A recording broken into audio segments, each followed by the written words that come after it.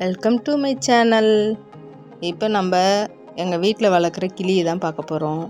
வாங்க பாருங்கள், எங்கள் செல்ல குட்டீஸுங்கெல்லாம். இது நாங்கள் வளர்க்குற செல்லக்கிளிங்க. எல்லாருக்கும் நேம் இருக்குது இவங்களுக்கெல்லாம். பாருங்கள், சின்னு, மீனு, ரேணு, பானு, தானு, வேணு, பொன்னி, அப்புறம் தங்கப்பன், தங்க மீனாட்சி, ஏஞ்சல், இப்படி நிறைய வெரைட்டியாக உங்களுக்கு பேர்லாம் இருக்குது. எல்லாம் ஸ்மார்ட்டான பர்சன்.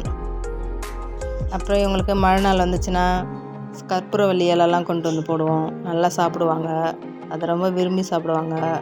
அப்புறம் முருங்கைக்கீரை ஒரு நாளைக்கு ஒன்று. இவங்க தான் மீனும் சின்னும் 2 பேரும் ஃபஸ்ட்டு எங்கள் வீட்டுக்கு வந்தவங்க.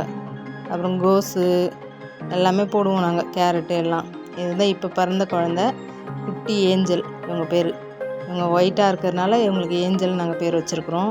பாருங்கள் எவ்வளோ க்யூட்டாக அழகாக இருக்கிறாங்கன்னு. இன்னும் கொஞ்சம் நேரத்துலேயே அவங்க பறந்துருவாங்க. பாருங்கள், அந்த ஊஞ்சலில் உட்காந்து ஆடுறாங்க பாருங்கள், ரிங்கில்.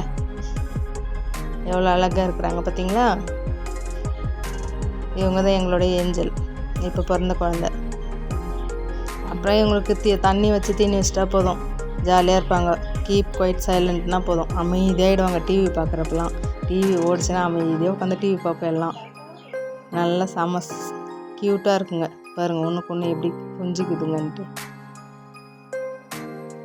எங்கள் வீட்டில் என்னென்ன காய்கறி எறியுமோ அப்பப்போ போடுவோம். முள்ளங்கி, பீட்ரூட்டு, கேரட்டு, தேங்காய், இப்படி எல்லாமே எது கிடைக்குதோ அதெல்லாம் போடுவோம்.